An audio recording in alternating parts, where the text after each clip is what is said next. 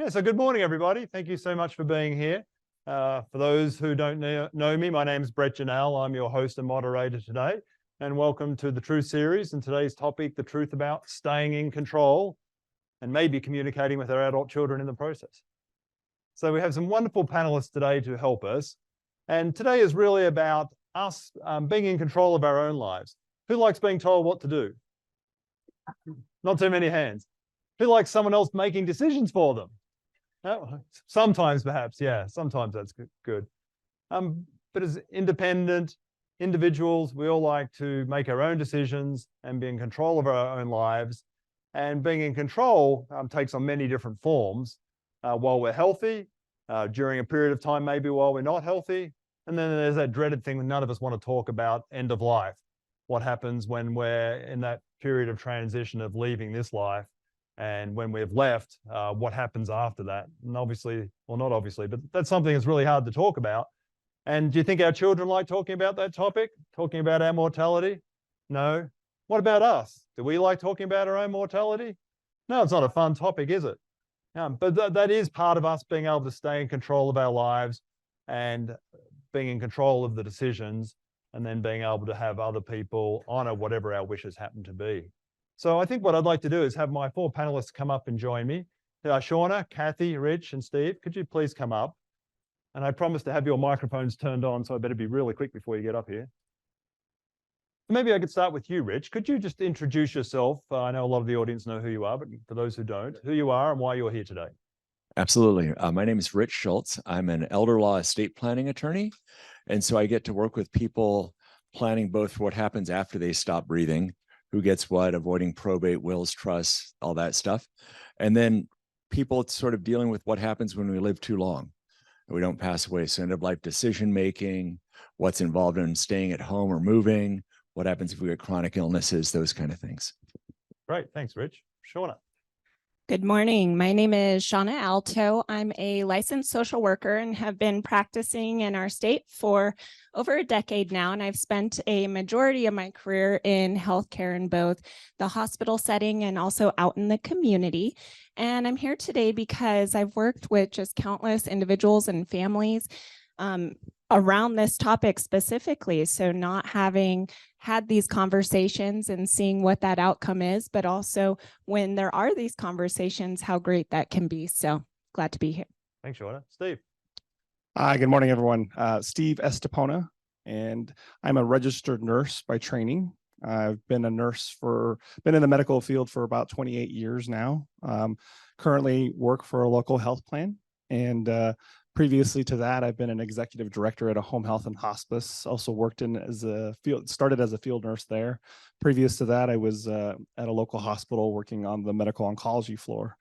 And I think a lot of the reasons why I'm here today is to help share with you and give you some insight on hopefully things that you should be doing in conversations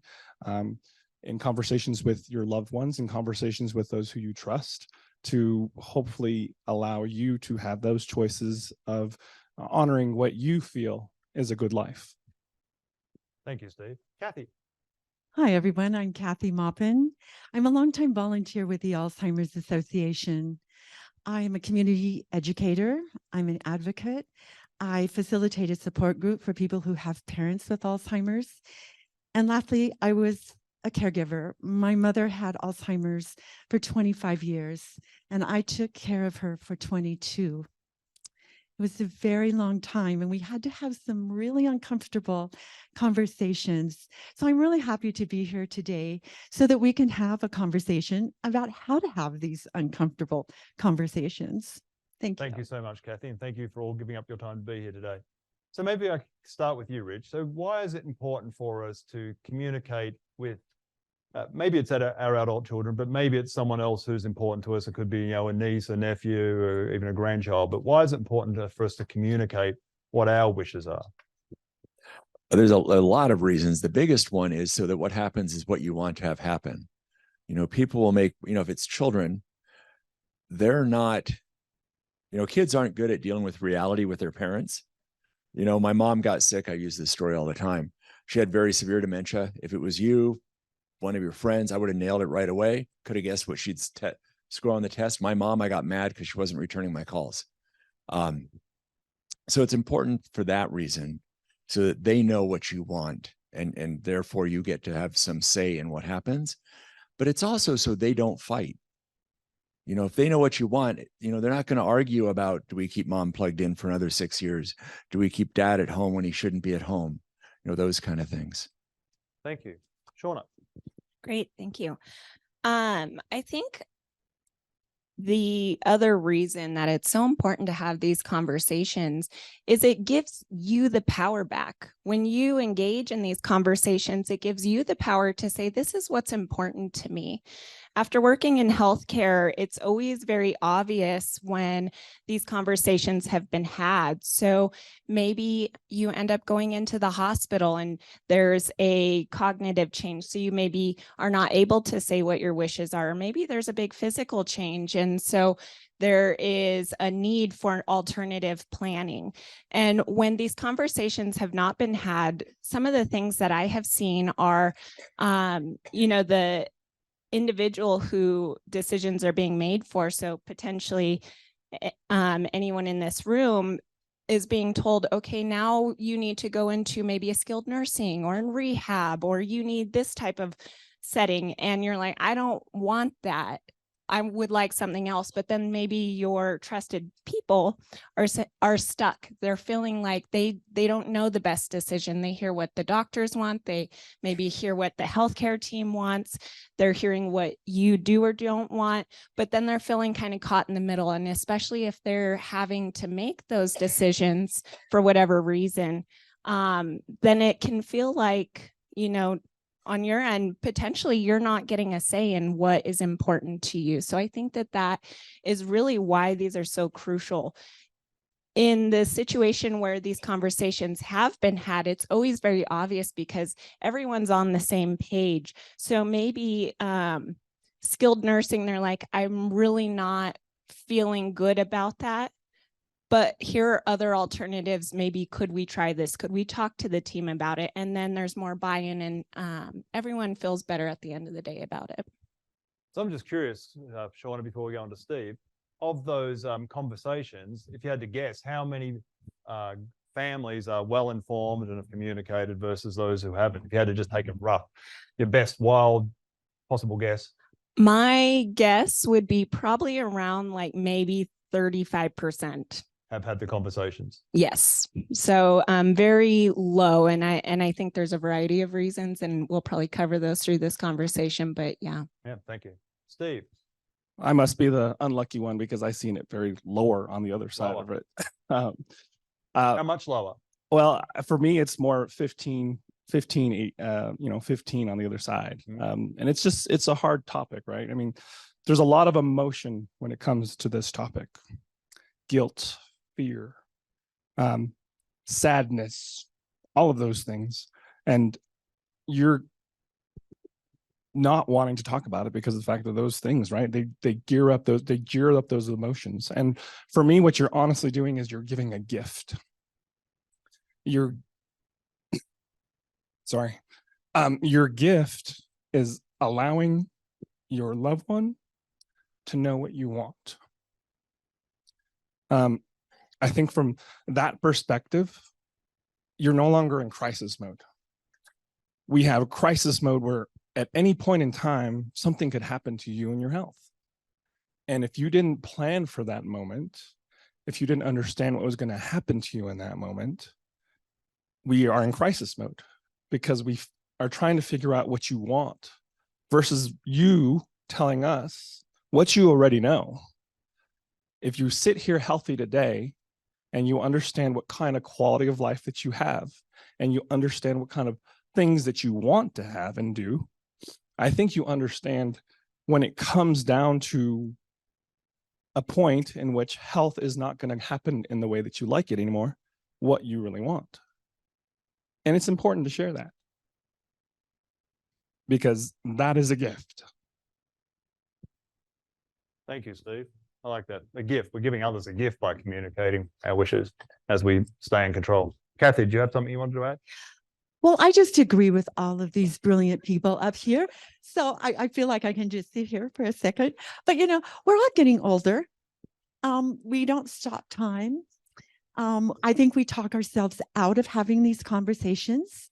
It's really hard sometimes to talk to your kids about your finances.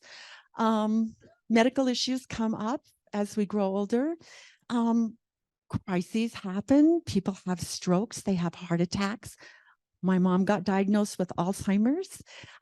Those are really uncomfortable conversations to have.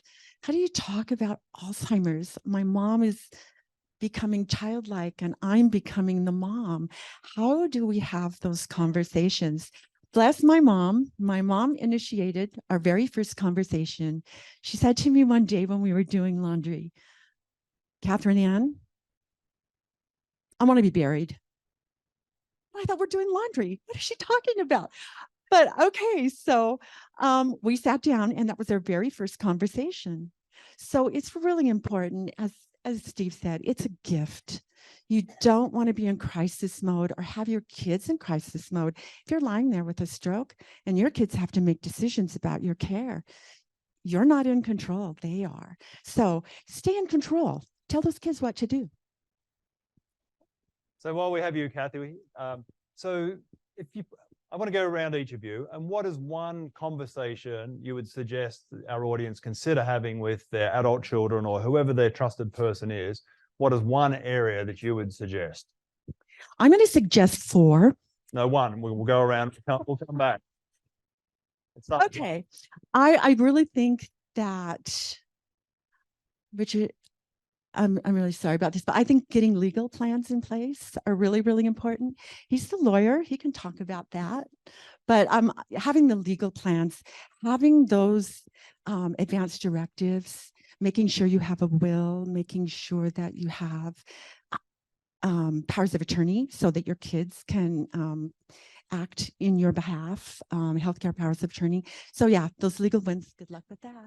But just on that, Kathy, so I know a lot of the people in the room have that. Yes.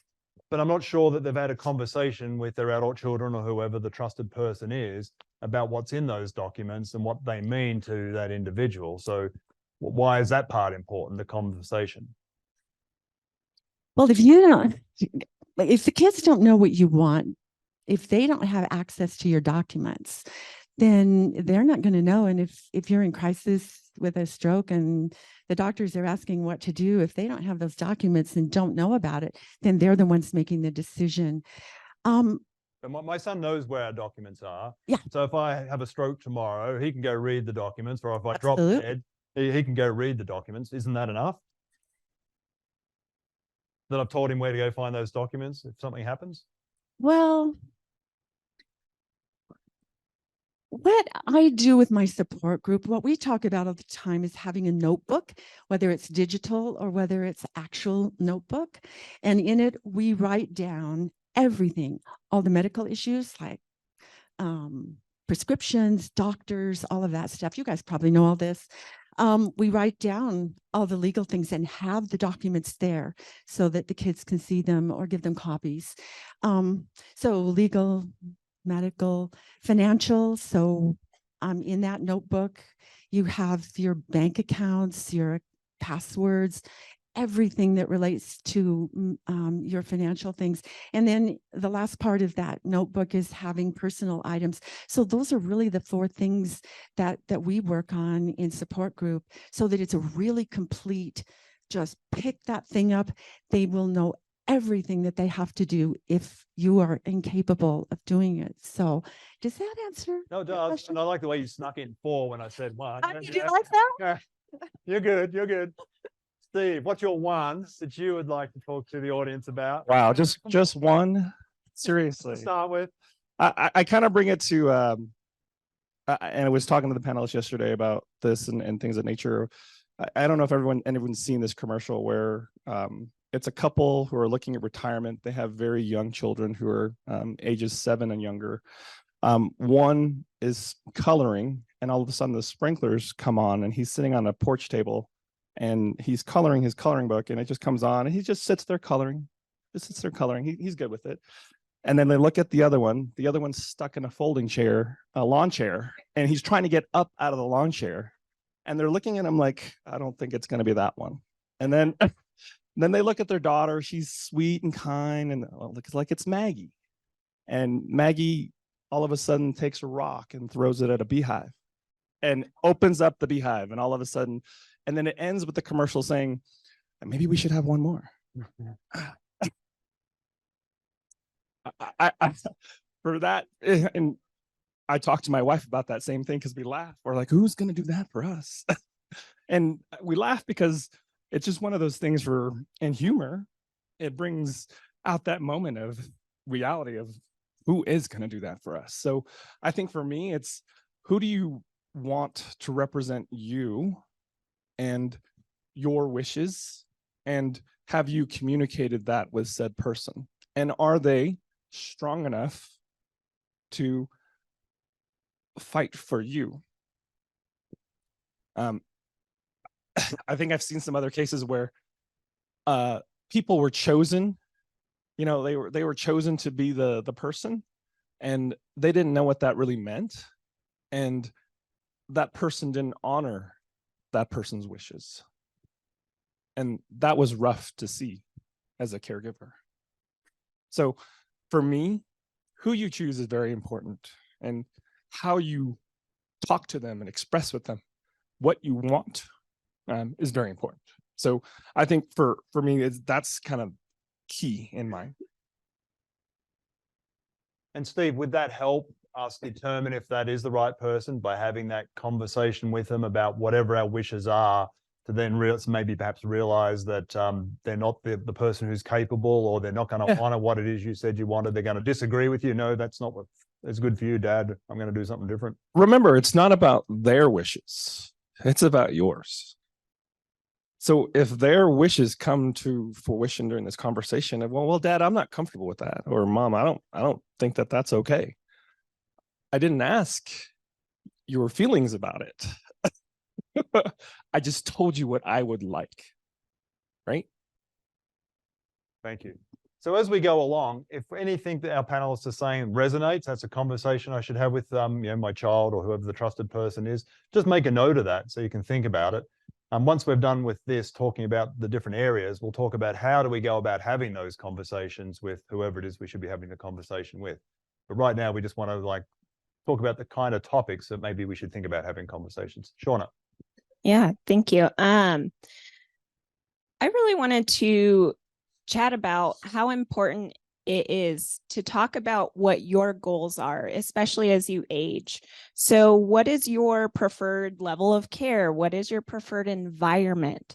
If your goal is to, say, remain in your home for as long as possible, it's going to be very important to have those conversations around what would that look like? What types of supports would we need? At what point would that maybe not be possible? And what would I be okay with if it wasn't possible? So maybe there wouldn't be enough support for you to remain in your home as you age, for whatever reason. It could be cognitive or physical.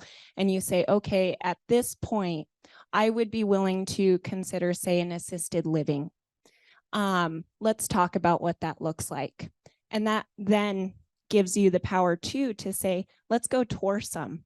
I can tell you what one I like, what ones I don't like. You can have those discussions, or maybe you would rather try and get, more in-home caregiving. Talk about the cost of those. I think that'll be another point in this discussion potentially. And being able to guide really to what your goal is and start covering it. And it's important to have that conversation now, because families, your trusted partners, they won't always know what's best. They may have somebody on your medical care team or someone else that's saying, your mom really needs to go into a group home. And they're like, but I don't really know if they would be okay with that or not. So it's good to have those conversations early and really discuss, what is your goal?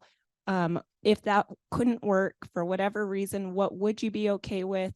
What level of involvement would you like? And then start planning for that. Great, thank you. Rich, what's your one? Well, I think the first thing I'm going to say, everybody take a deep breath. There's a lot of grim faces. Yeah, this is hard. And it's, you know, I was thinking about the conversations I had with my mom, and my daughters are now having with me, which is really strange. My daughter's in nursing school, so I'm getting a lot of nursing conversations. You know, the conversation, probably the most important one, is with whoever you're going to have as your trusted person, the decision maker. And if it's not quote unquote the natural person, right, the oldest child or whatever, explain why, head off that kind of a discussion. And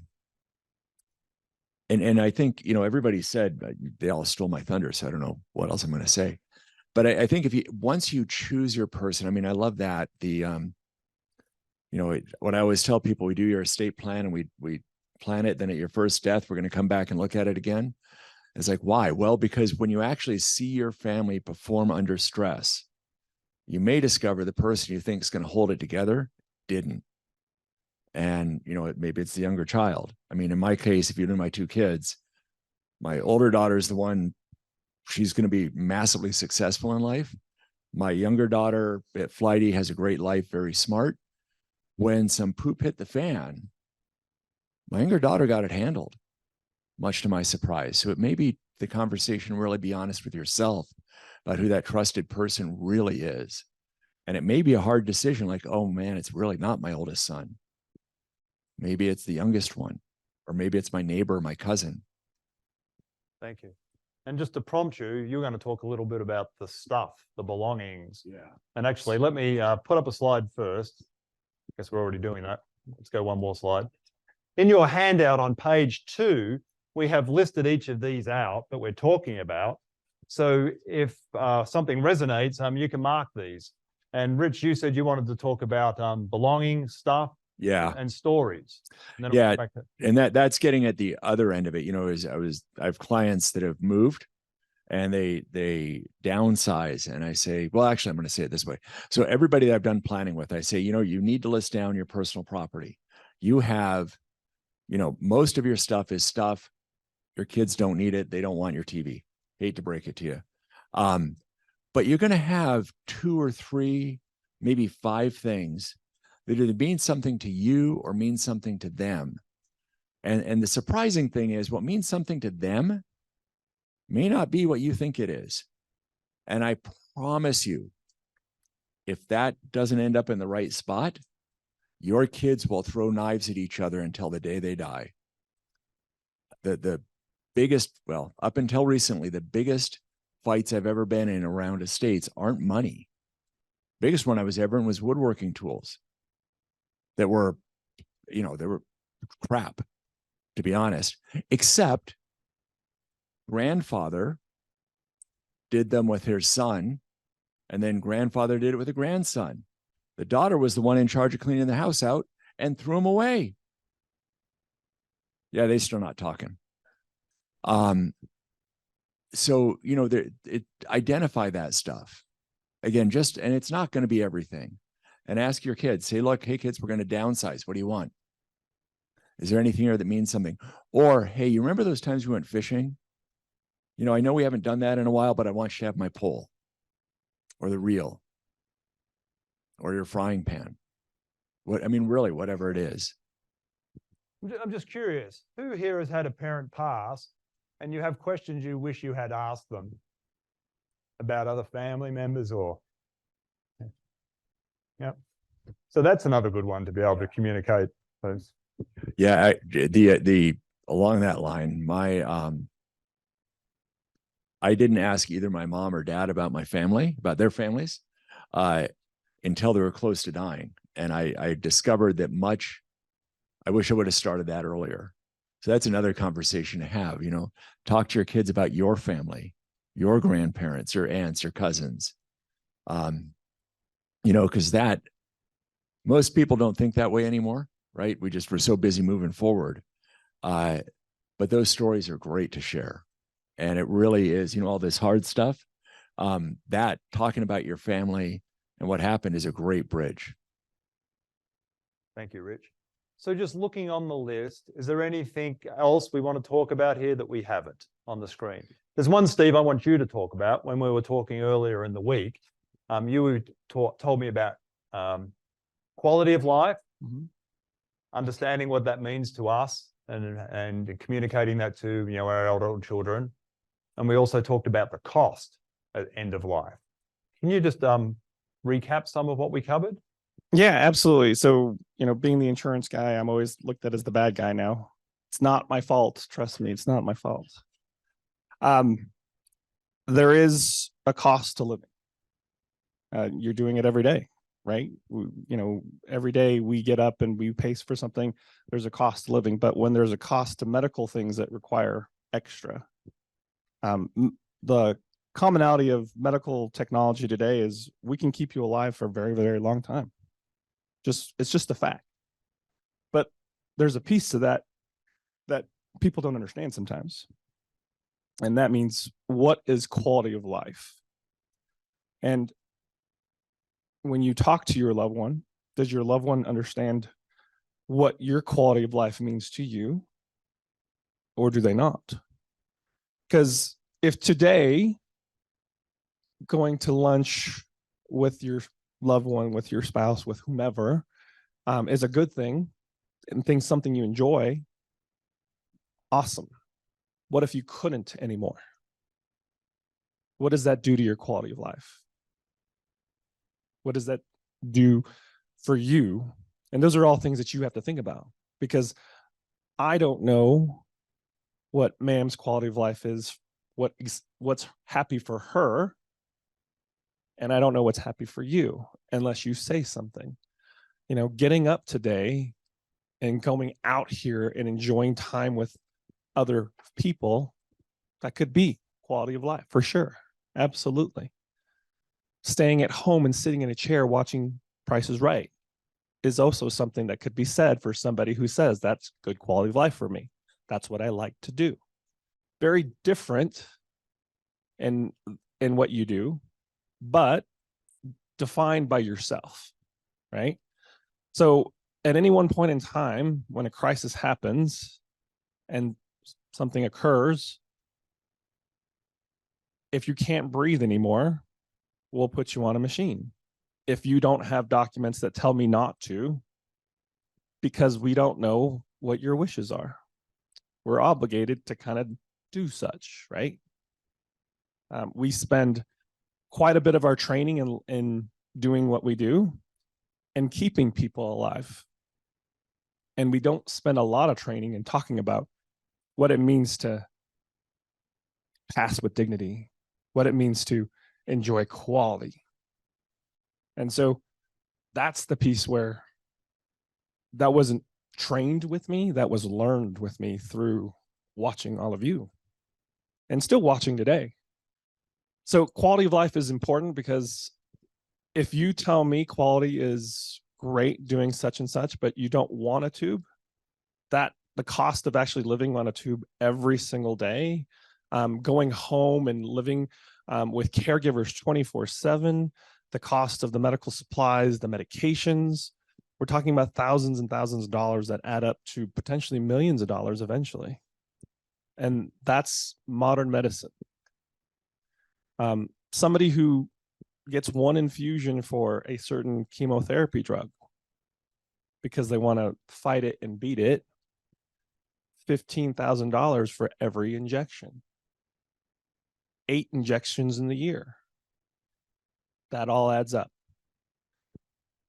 To buy time, to do this, to do that. And I'm not saying don't do that. That's their choice. What I'm saying is, when you look at all of it and you look at the big picture, recognize that every domino that falls is something down the road that you didn't understand what those choices mean. And that really is going and resonating back to quality of life. What does it mean for me to do, and what do I like to do? And when it all boils down to it, if that's taken away from me and that quality of life is no longer there, what do I want to have happen? Do I want to keep on fighting to try to see if that quality of life is going to come back? Or did somebody tell me, really, you're kind of on the downward slope there, where it's not going to get any better. And you have to be talking to somebody and tell them, give me the honest truth. I mean, when I have this surgery, does it really mean that it's going to be fixed? Or will I have to deal with certain things after the fact that I have the surgery? When you have a surgery, we tell you about the great things that are going to occur because we hope that they're going to occur. We don't tell you that you might need to walk with a cane for the rest of your life because that's going to give you balance so you don't fall down. But inevitably, those are things that could happen, right? Quality of life. Are you okay with walking with a cane? Are you okay with walking with a walker? Be okay with whatever those things are. But if you're not, then we speak about those things and let us know what that means to you. So important for our children to understand whatever those decisions are. Absolutely. I think the big one you hit on is just this, maybe not being aware of what some of the costs are. If I knew my cancer treatment was going to cost me, $500,000 to live another year, I would much prefer, my wife and son, my estate, to have that money than me getting another 6 months of life. That's me.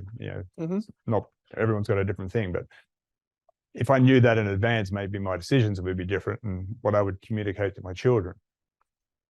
Yeah. I think it's important though, because sometimes we just don't understand what that cost is to live another 3 months or 6 months or 9 months, and if we've got way more money than needed, fine. But if we don't, maybe that's a gift, to family. And if I could Thanks, jump Michelle. in, Brett, I think that there's also consideration for one, yes, there's a cost, as was mentioned, in terms of maybe caregiving. If somebody is at home, on a ton of medical equipment, they need 24/7 caregiving. There's going to be caregiving costs, and in-home caregiving, if you're paying out of pocket, it's thousands and thousands of dollars. That's not usually something insurance covers. So that's important to know. If you don't have those funds and you have said, I want this, just know also having those conversations with your people, whoever that is, and know that they may have to make sacrifice too. So potentially they're giving up their careers. They're trying to figure out how to care for you. And if you haven't had these conversations, they may assume that that's what you want, right? They may assume that you want to be kept alive, even if, it doesn't look too good. And they're going to do whatever they have to do to take care of you, even at a sacrifice to themselves sometimes. So I think that if that's not what you want, it's really important to say, hey, this is what's important to me. I want you to be able to also have say in this and know that this is what I would want, because I think that sometimes families, they have the best of intentions and want to care for their loved one as much as they can. And when we don't have those conversations, they may try and give it all, even if that wasn't what you would have wanted. Thank you, Shauna. Stephen? I think just jumping in real quick to one of the things that is on the list of something that may sound weird, but my in-laws chose how they wanted to be buried or cremated, and they chose where. They picked the plot and everything, and that was already said and done. One less thing for me to have to think about, well, where would they want to be? And what would they want to have done? And what resource, do I need to worry about? I didn't have to worry about any of those things. It was already done. I don't have to figure that thing out. I don't have to, my wife and I don't have to think about, well, what do we do? It was already done. They did it on their own, and then they just told us, this is the plan. This is what's going to happen, and deal. But it makes it easier for you, does it, not knowing what their wishes were and having a conversation. Well, what do you mean by that, Dad or Mom?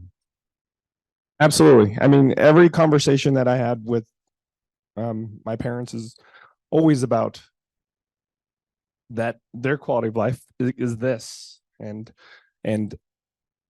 don't do this if this is to happen. My father-in-law unfortunately passed of COVID, but he definitely chose and knew exactly what he wanted. No breathing machine. And as long as you take care of my wife, I'm good to go. Thank you, Steve. Kathy, do you have anything on the list you wanted to touch on?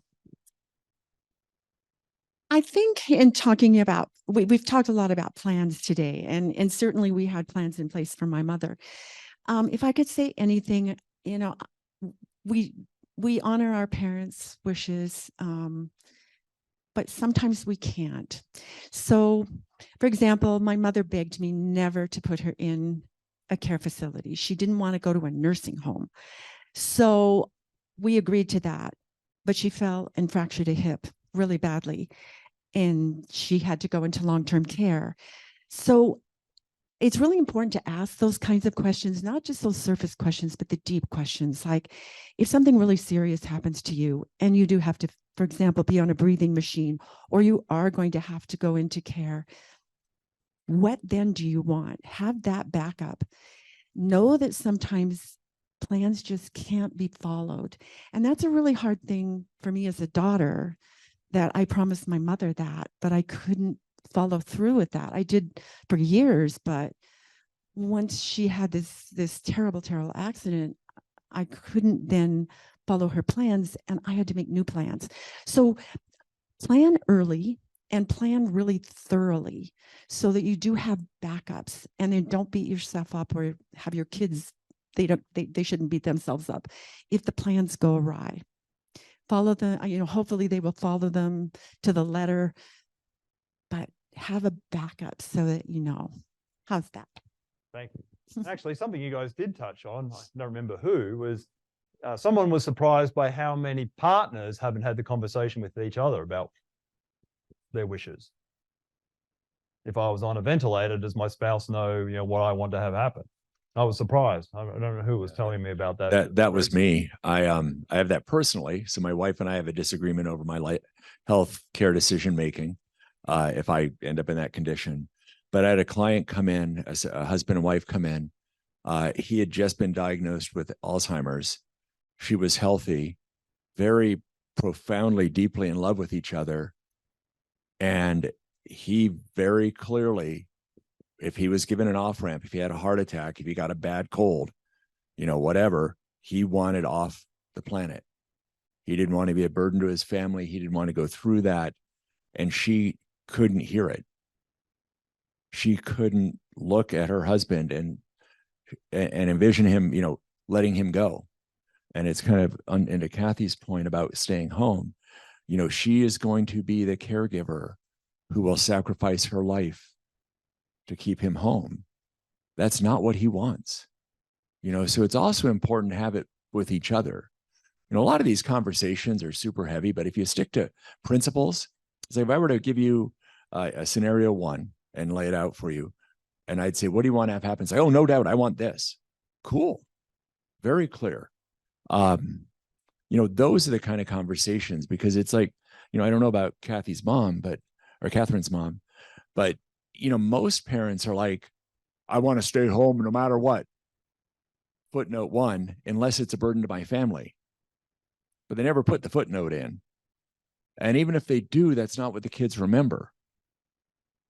Because we do what we do out of love and devotion and wanting to be with the people and take care of them. But I would just say one of the things to think about it in principles. Like if I'm on a ventilator and I can't breathe on my own, what happens? Cool. That's very straightforward. I say that, and every single one of you know what you want to have happen. Very clear. Some of you are like, no, I don't want to die. We're going to keep going. I've had a client say that. She's been written off a dozen times, and she's like, I haven't died yet. I'm not going to die then. But most of us are like, if it's a chance to get better, yeah, but if I'm not getting actively better, just kick the cord out of the wall. They're not necessarily as difficult a conversation as we think they are. They're really hard to have, right? I mean, it's not one you want to have. I had it with my mom. It was not fun. I ended up quite drunk at the restaurant. But ended up taking a cab back to the hotel. So this is part of being human, isn't It's part of being human, Part of- right? It's just part of it, right? It's like, and your kids they love you. Your people that you're putting in charge of you love you. They don't want to see you go, but they also don't want to see you suffer.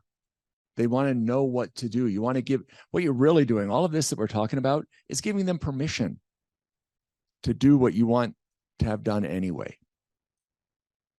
Thank you, Rich. So let's change gears a little bit and talk about how do we start having these conversations? Once we've identified what we want to talk about, how do we even begin doing this with our adult children? So who would like to start with that? Social work. All right. So first and foremost, when I have worked with individuals in the hospital setting and in healthcare, often what I hear is, I don't want to talk about that with them. I feel like a burden. They have their own stuff. They have their family. I couldn't possibly do that to them.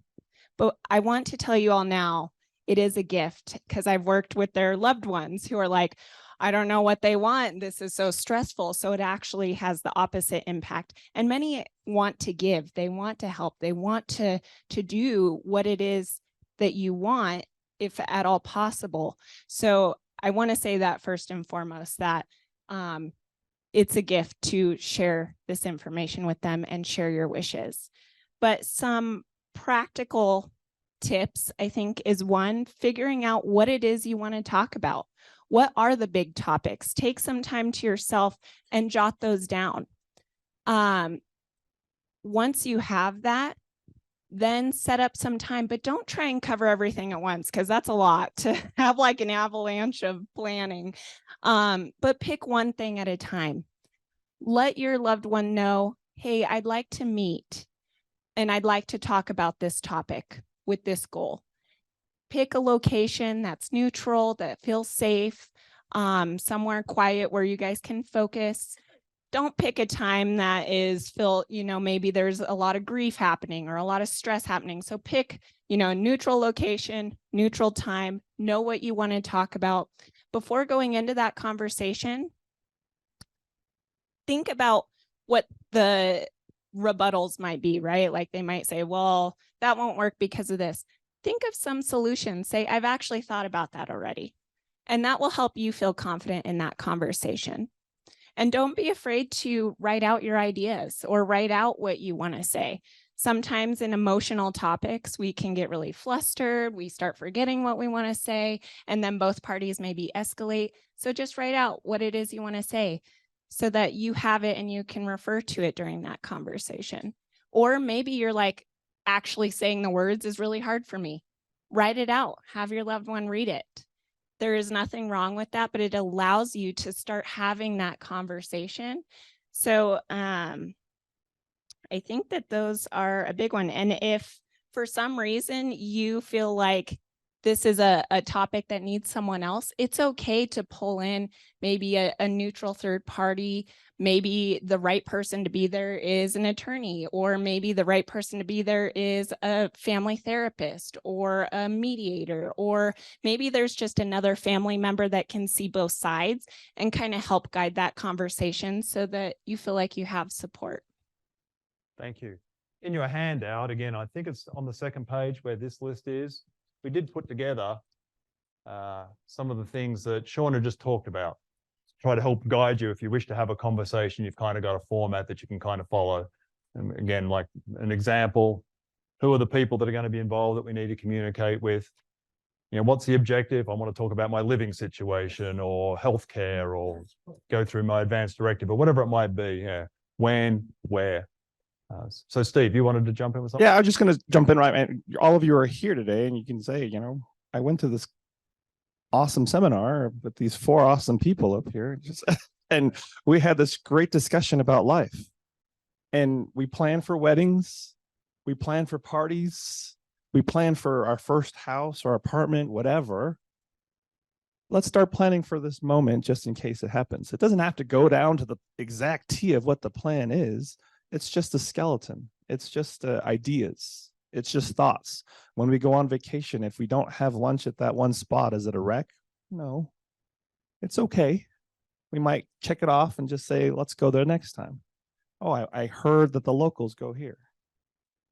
Get some ideas of what you think that, from your standpoint, when you have those conversations, and just be open to that. And that's that piece of letting other people know. And when you share that, that makes them think, well, this isn't that odd then.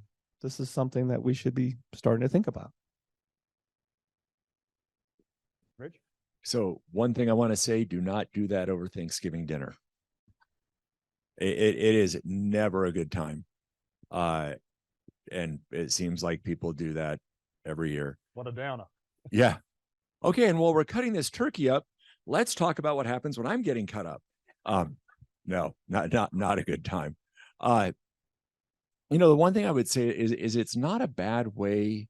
We do a lot of estate plan reviews with family members, right? So we meet with a couple and I do their plan and stuff, and they say, can I have my daughter come in? Can I have my son come in? My kids are coming in from out of town. Can we come in and talk about it? It's a great high level review that lets me do the hard part, or lets social work. I mean, that's a lot of times we use social workers to do that work, or therapists. Just because the agenda is already kind of built and it's somebody else's fault, right? So I just want to make things easy for you kids. Here's the lawyer. He's going to make things awkward.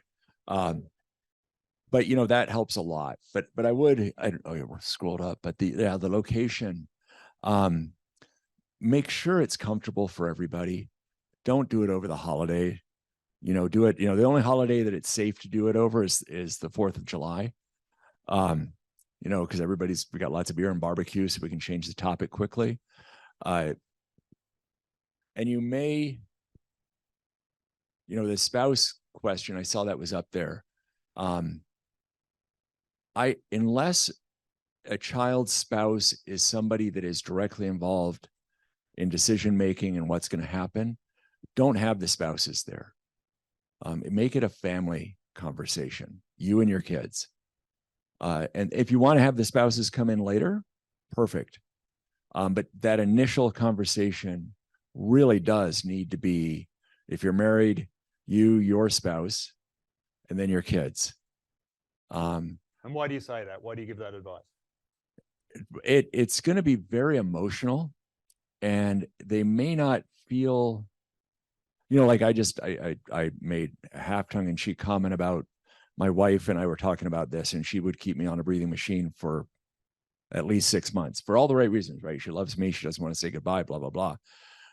But it would be much easier when I have the conversation with my dad, when I did have that conversation with him, if I didn't have that floating in my background. Like I could just say what I needed to say to my dad without people around. Right? My brother was there, but just, it keeps us, the people that matter in that moment are related by blood or adoption. And the people that come in from the outside are important, but I'm a different person with my wife than I am with my siblings. They've known me since I was this big, right? I remember my brother stepping on a thorn during my dad's wedding and having to carry him around and screaming in my ear and then stabbing me with it. Never take the thorn out of your brother's foot. But that gives us a background and a relatedness to each other and my family that my sibling, that my spouse, that our respective spouses just don't have. Now, my wife loves my dad, or loved my dad. My dad's passed. My brother's wife loved my dad, but we're the ones making the decisions. They're not. Thank you, Rich. What other suggestions do we have? Is this a one and done? We just have one conversation, or is there something we need to do over time? I was going to add on that I think plans need to be revisited probably yearly, simply because situations may change. Your health may change, finances may change, a spouse may die, you may have different opinions. So I would say make sure that you probably revisit the plan, and it's not carved in stone, it can be changed. So depending upon the changes in your life, you may need to make changes in your plans. I would second that. I'm going to use my family again. My dad had a major heart attack, 2 of them actually. Talking to the doctor, Doctor said, you have 6 months to live. My dad looked at me and said, what did he say? And I said, Dad, you have 6 months to live. He looked at the doctor, used an explicative that I can't use in public, and said, no. And my dad lived for 7 years, lived a very good life, very active. But there got to be a moment where it changed for him.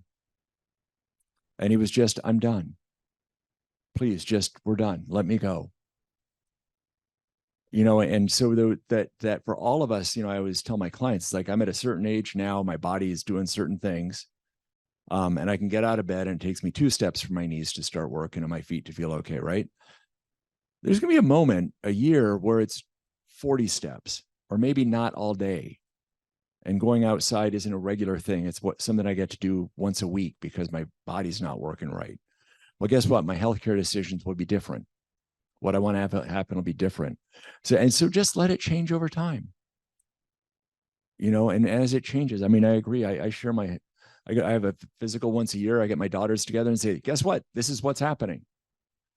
We also have dinner, but it's a great way to communicate and let them know what's happening. Sure. Do you have something you want to add? No? Okay, good. So also in your handout, on the last 2 pages, you'll find a sample one there. I know it's very detailed, but if you're wanting to have a conversation with adult children and struggling where to start, this is an example of picking one area that we want to talk about and being able to put our thoughts down on paper first, so we don't get railroaded by our children wanting to talk about something else. And I love what Steve said, that you've just been to this seminar and you feel it's really important what you learned, and you want to set up a quarterly meeting with the adult children or whoever it happens to be. And over the next year, I want to be able to cover these 5 things. And the first one I'm going to talk about is X. So this just kind of gives you a template, a format, if you choose to do that. Just take that and edit it, use it kind of as a guide as to help with the conversation.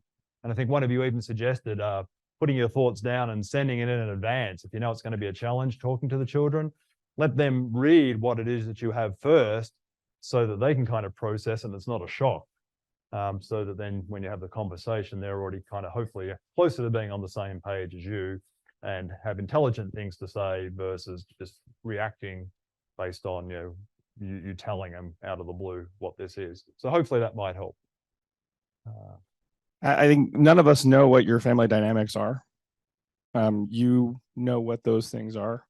If something was to occur and nobody else is there to vouch for you, she and I are trying to call your first loved one that we can make contact with. If you're bickering, if you're fighting, they have to make the decision if you can't. Those are all real life stories that we've all been through, unfortunately. And family dynamics is very important, that somehow, some way, there's ways that you got to heal those wounds. I just put that out there because of the fact that my glass is half full. And the one I would add to that, so I've got a diverse family. And, my mom had the conversation with me first and let me know. So if you may have your decision, let's say you have 3 kids and one is going to get the ability to make those decisions. Talk to them first so they can process and deal with it. And then bring in the others. I had a brother and a sister with my mom. My mom would still be alive if my sister had her way. My mom died in 2013. My brother was like, I'm going to go back to Alaska because it may snow. And there I was. That may be what happens in your family. My sister and I had a fight in the hallway at the hospital that resulted in the police being called over what was going to happen. And it wasn't like we were arguing about what my mom wanted. It was in writing. And you need, hopefully, I pray to God you don't have that family, but you might. And one of the advantages of the early conversation is you can get the decision maker ready to understand what you want.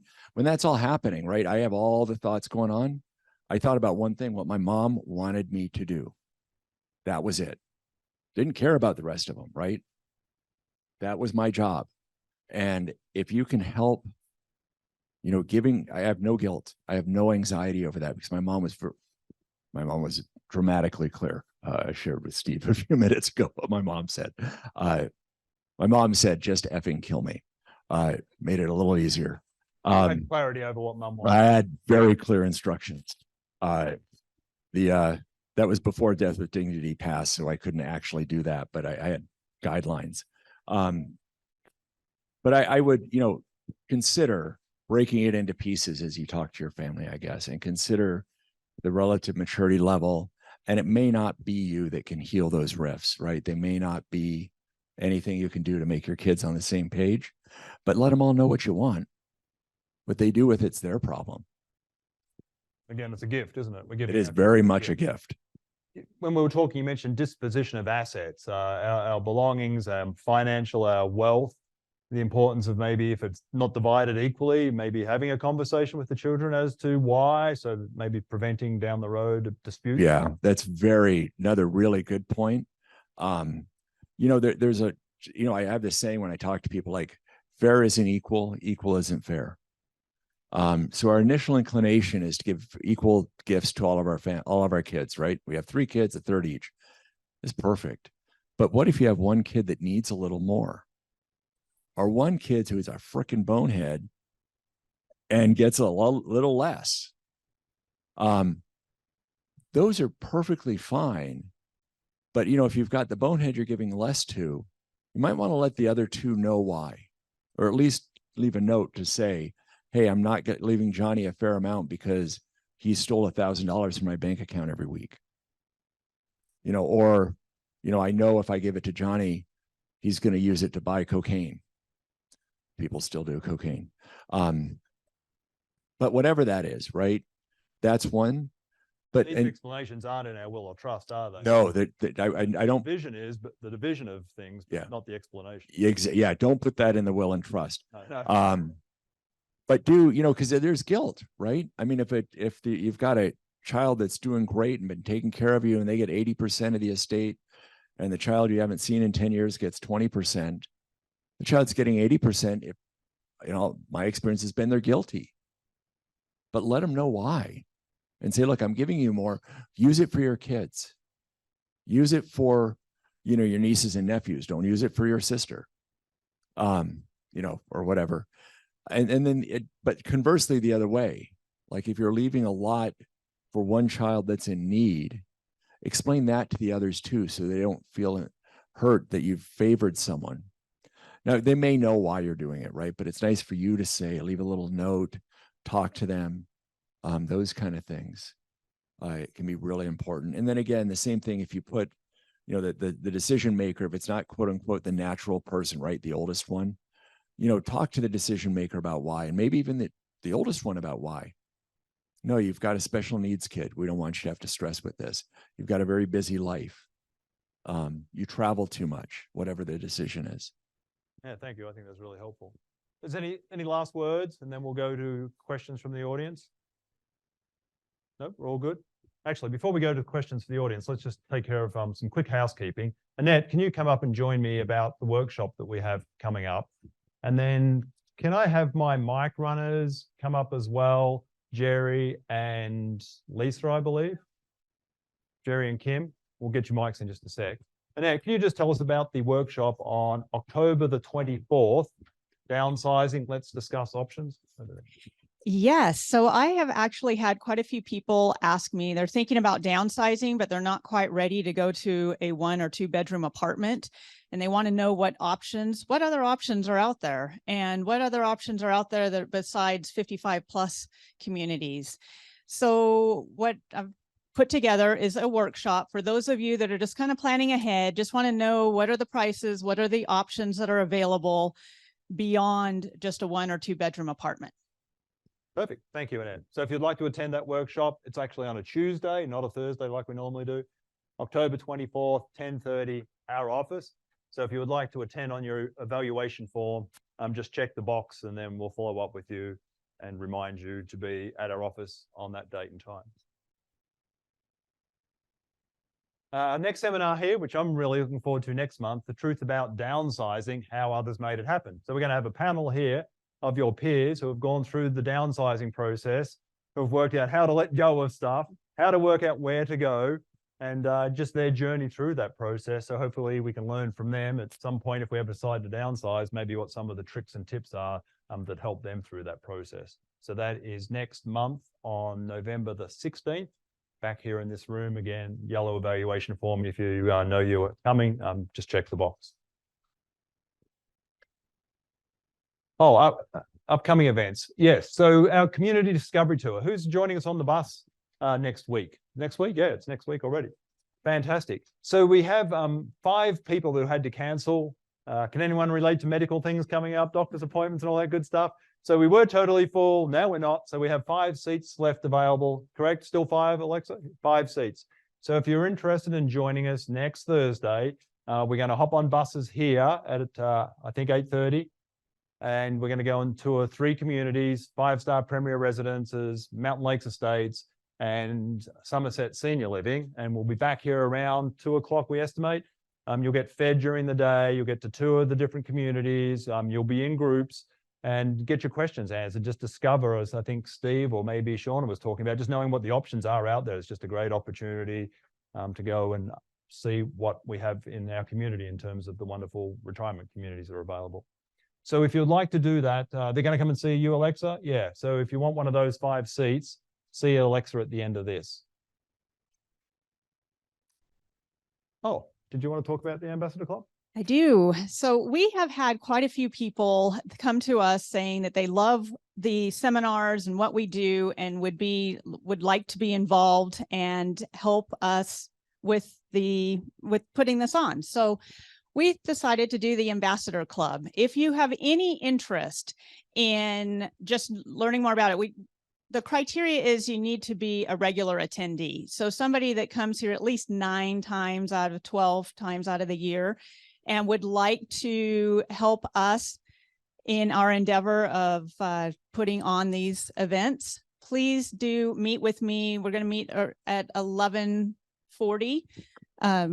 I'll just be up here. So just meet me and we'll just talk about it, what it looks like. And you can mark it on your sheet saying that, yes, I would be interested in learning more about it.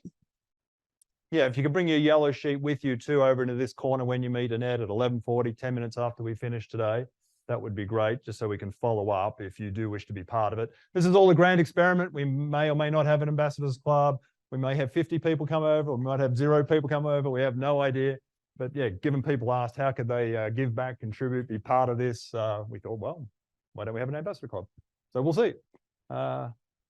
And I said 8 seminars, and it said 9. So one of those, 8 or 9 seminars. We just want you to be a regular attendee. Susie, is Susie here? So Susie had to leave, so I'm going to be speaking for Susie. We do a giveaway every month for those of you that bring new attendees. And this month, we don't have anybody that brought a new guest. So we're going to roll over into next month. And her gift is a $200 gas card. So next month, if you would like to be in the raffle, like this month, if you had brought somebody, you would have definitely gotten it. Wow. Next month, if you bring a new guest and you get a ticket for each new guest that you bring, we'll put it in the pot and then you could get a $200 gas card. So if I bring 5 new guests and someone else only brings 1, I've got a 5 to 1 chance. Your chances are very good. $200 gas card. I wish I'd brought someone today. I brought 4 panelists. Does that count? Well, Rich is a regular, so yeah. $200 gas card. That's pretty good, isn't it? Yeah. Can anyone think of someone they might want to bring next month? They don't want to come. Trick them. Yeah, trick them. Tell them you'll split the gas card with them. Yeah. So if you can think of someone, yeah, just write it on a piece of paper somewhere to follow up with them and invite them in advance to come join you next month. Don't you think we should have more people here? Who thinks we should have more people? Yeah. Yeah, we're a big community. There are lots of us in our 50s, 60s, 70s, 80s, 90s. Yeah.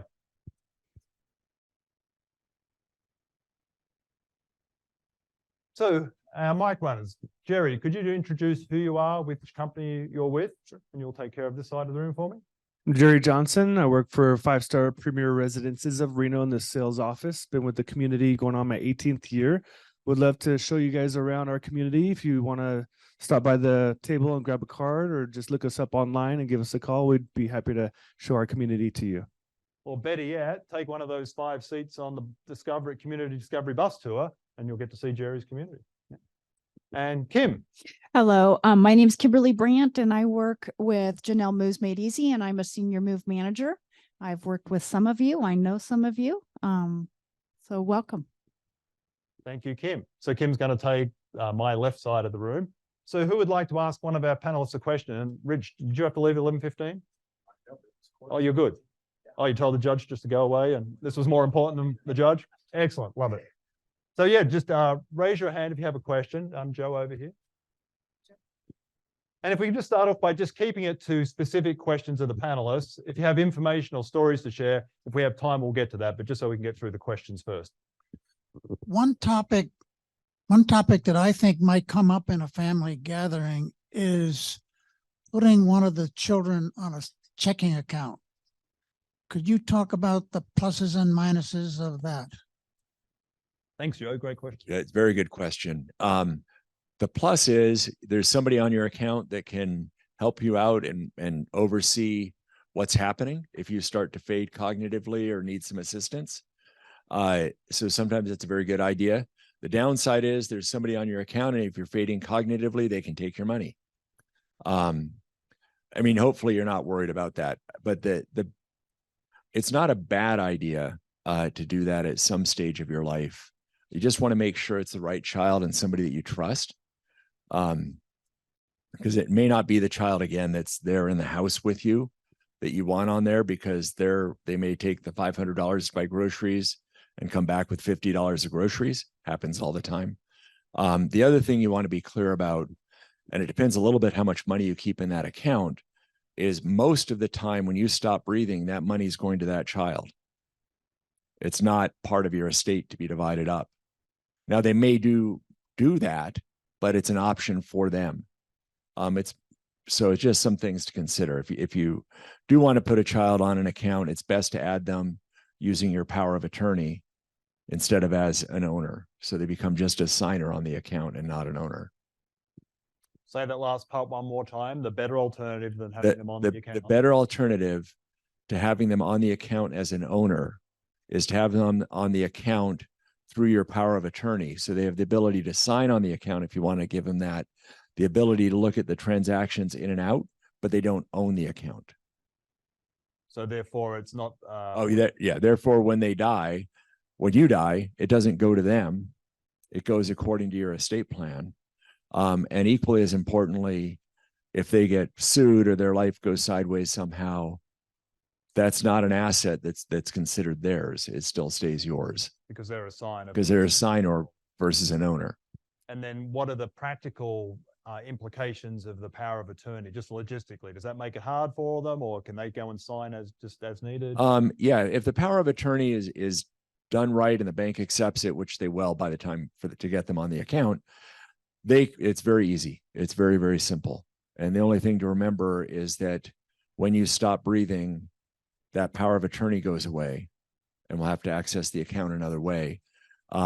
If there's a concern, like I want a child to be able to pay my mortgage and pay for my funeral when I pass away, just create a separate account and put a little bit of money in that, whatever amount of money you think is appropriate for that. And tell everybody, Mary's getting $5,000 when I die or $10,000 when I die. That's to pay the mortgage, get rid of my body, and feed the cat. But thank you. I just learned something, so great. Next question, Ricky, and then after that, Danielle. And thank you, Steve, for that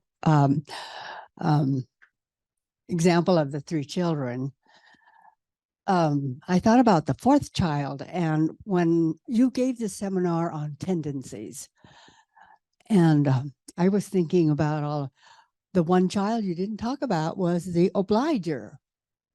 you know, the one that was going to do all your thing. And we do have an obliger, and I think I will be starting with that. And I would like to have that seminar again so that we could make a decision, because it sounds like we should really go with the one that you think is the best. So thank you. I appreciate that. Thank you, Ricky. Yeah. On this side, anybody?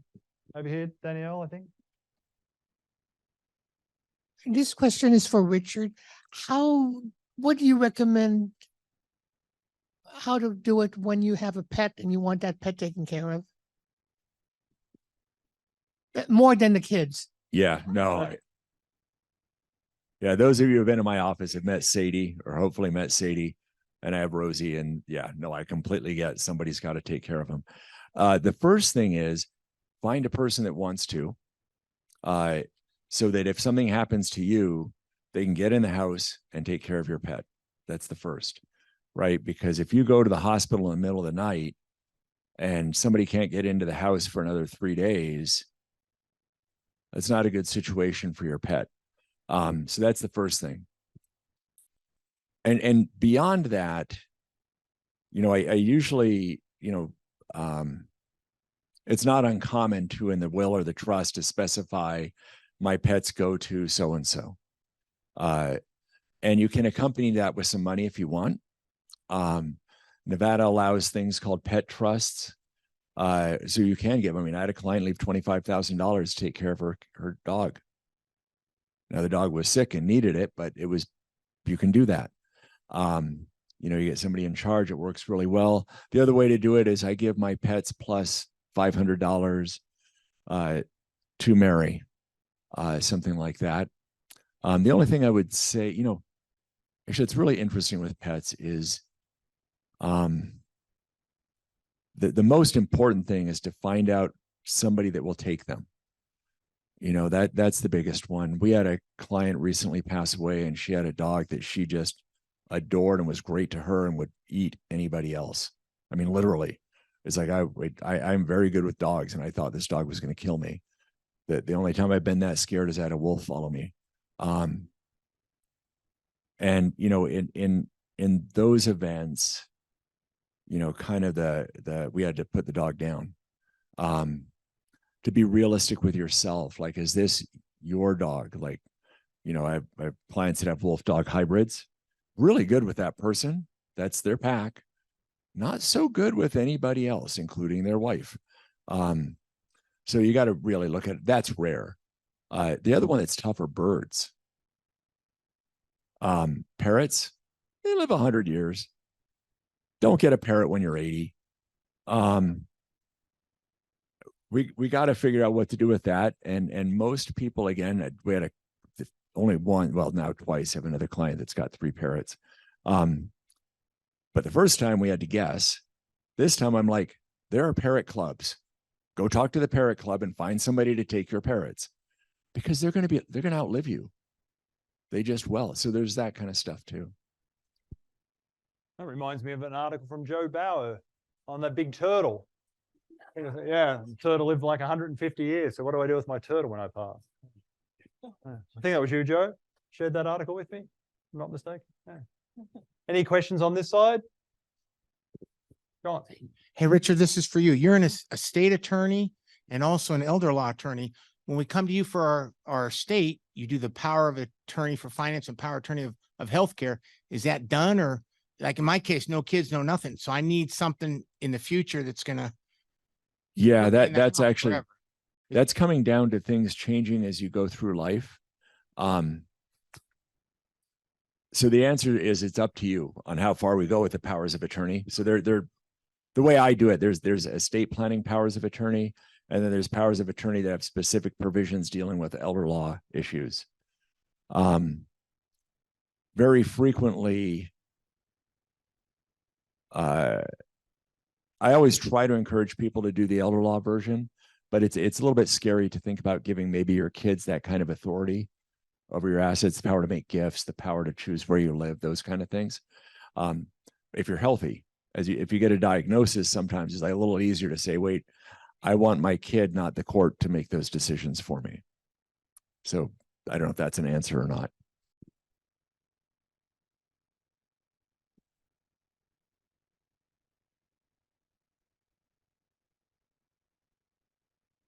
I was out of the room for a little bit, but I had a question. We're thinking about making two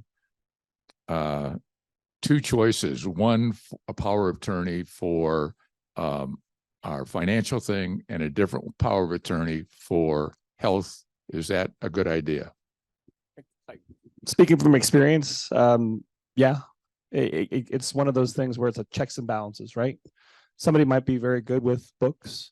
Someone may not be very good with health, and they don't want to put that burden and vice versa. So from my experience, it has been helpful. Okay.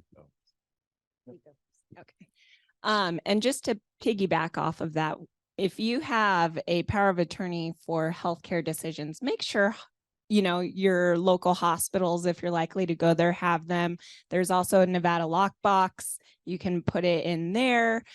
Make sure the person that you have designated to make your healthcare decisions knows what your decisions are and that they are your decision maker. Oftentimes we've actually called someone, they're across the country. They're like, I haven't seen my great aunt for 27 years. I don't know what she wants. So make sure they know that they are your decision maker, what your decisions are, and make sure that your doctor's office, hospitals have that information so that if you come in, it's on file.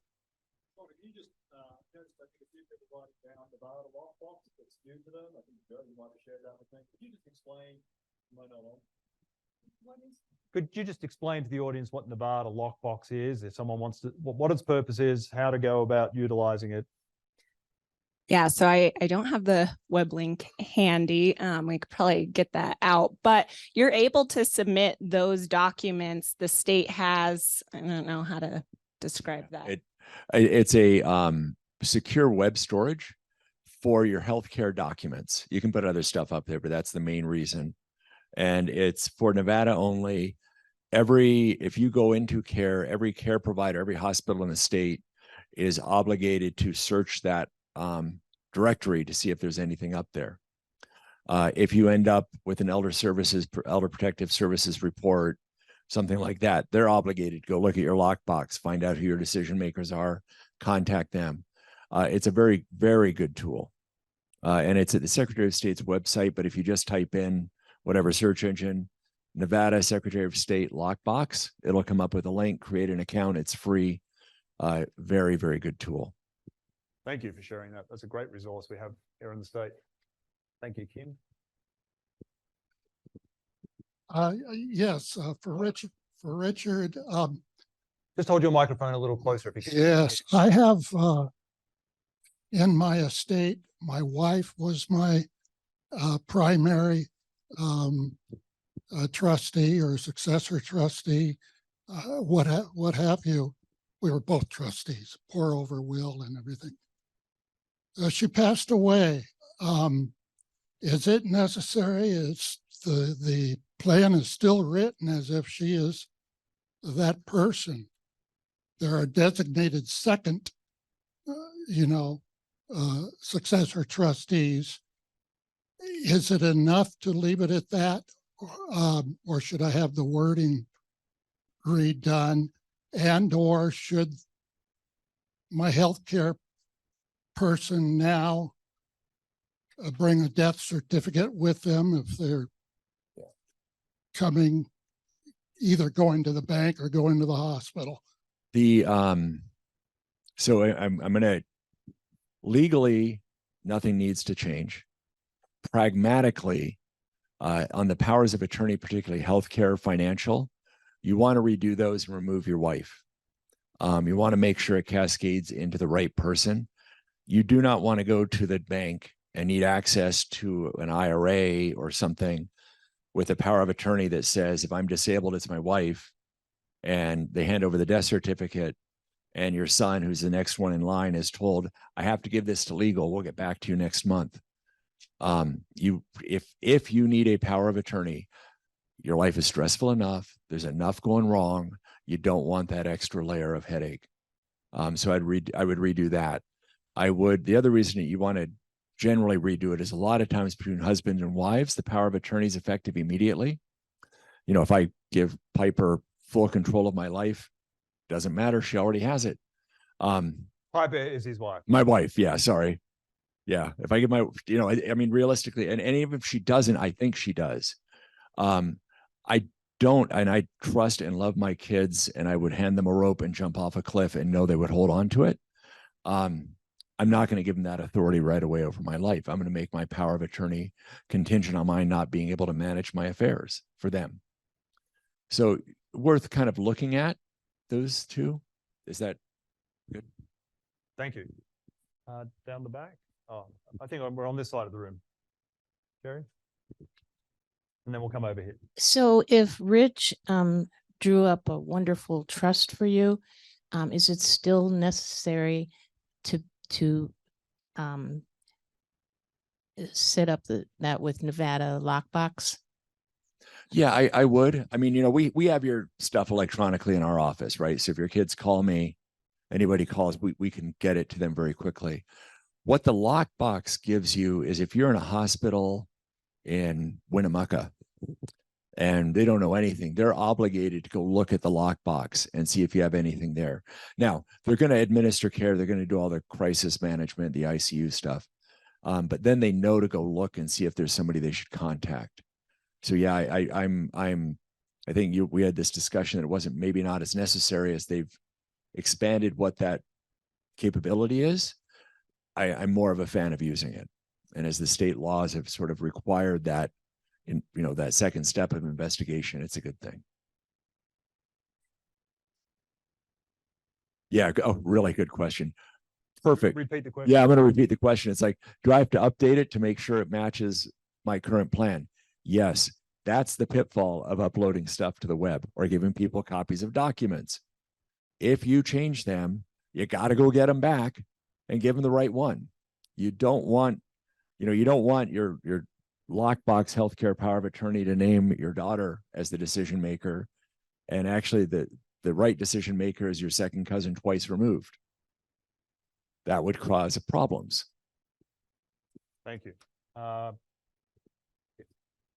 Richard. As you know, from having updated my trust this year, the other thing that I want to mention to this gentleman is you had told us before my husband passed away that laws change as well in Nevada, and that's another reason to update it. And in addition, I had a question I'm also going to send to you guys, but my CPA mentioned that having trustees in another state, which our successor trustees are, and then beneficiaries in multiple states, I'm talking about are there any legal implications with that in making plans and having these kinds of discussions with these various people? So actually two questions there. One is, broadly speaking, does my agent, my decision maker need to be in this state? For financial affairs, no. I mean, even before the pandemic, it was pretty easy. After the pandemic, it's seamless. We had an estate where the person was locked in an apartment in Italy that we administered. The healthcare side, legally, same answer, right? If it's somebody across the country, across the world, it's fine. The only thing is that person getting here, right? Because somebody's not going to pull the plug, to speak colloquially, on you, with you, unless they're sitting in the room with you, right? They're not going to get a phone call from the doctor. Yeah, we've got your aunt on a breathing machine. Take her off. You know, they're going to want to see you. They're going to want to come over. So, you know, making sure that there's provisions for them to take the time, making sure, you know, we're getting into the healthcare power of attorney, durable power of attorney tie-in, trust, make sure there's instructions in the trust to pay the expenses incurred by any of your agents and taking care of you, those kind of things. Thank you. Well, I think we have time for one last question. Anyone got getting a mic to you? Was there something in tax implications though, beneficiaries in other states? Remember when we had Lou from Alliance Trust Company, he was saying something about there could be a tax implication. There are some states that will tax the trust not based on where the trust resides, but where the trustee resides. California. Yeah, California has this, and it's a rebuttable presumption. So if you're dead and you have 3 beneficiaries in Nevada and your trustees in California, California, there's a pretty good shot California's going to argue they can impose a tax on the trust. They won't win because the beneficiaries are here, but they're going to try it. What if one of the beneficiaries is in California? Yeah, if it's a beneficiary in California, the trustees in Nevada, that's not an issue. What if the trustees in California and a beneficiary? Oh, then California is going to try to tax that. They're going to be aware of in terms of. Yeah, it's good to be aware of, and it really won't matter too much unless you're doing continuing trusts for the children where the income is going to be taxed to the trust, right? So there's a very small niche where it's going to be a big problem. Thank you. Where are we? Yes, thank you. This isn't really a question, but it's about power of attorneys. I just found out this last year. I have property in Mexico. And in order to do anything down there, my trust has nothing to do with anything. I need to have a power of attorney down there. And I'm going to be putting that together this year, but it's just a point of information. Thank you for sharing that. Actually, these clocks are all different. That one says it's 11:30 almost. This one says 11:25. Time for one more question down in the back corner. Kim, if you wouldn't mind. Kim's saying we've got 3 minutes left. Okay, thank you. So based on what you just said, I just did my estate this past year here in Nevada. Yeah. And both of my kids are in San Diego. So do I need to redo my? No. Oh, yeah. So, yeah, let me come back to that tax issue. So when you're breathing, and in your trust is here in Nevada, no California tax, don't worry about it at all. Not a problem. It's only at your death if the trust continues for the benefit of your kids for some reason, which we do quite a bit, but when we structure it so you don't have to deal with the tax issues is bad. And your trust is designed to have the trust income taxed to the trust rather than to the beneficiaries. And again, so it's a pretty small niche that's going to apply to. And it is, in addition to that, a year-by-year decision that you can make. So if you got a ton of money and you've got a $10 million trust, and there is a strong reason to decide to sit in Nevada rather than California. If you wish we had a $10 million trust. Yeah, right. If you have that, we're going to have a different conversation anyway. For most of us, it's not going to be a huge, significant deal. Thank you. Any last questions? I have something I want to share, actually. Kind of really excited. As many of you know, next year, starting in January, we're changing venues. Rooms kind of getting a little full. Some people say they don't want to bring guests because then they won't have anywhere to sit. So who knows where we're moving to in January? A few people? Shout it out. Where are we going?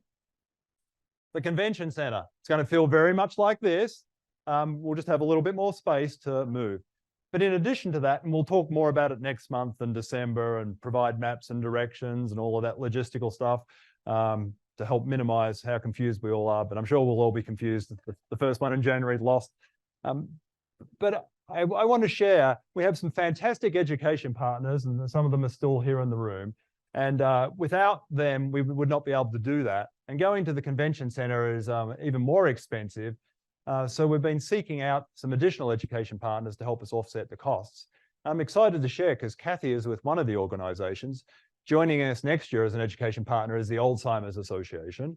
Yeah. Also joining us is the Better Business Bureau.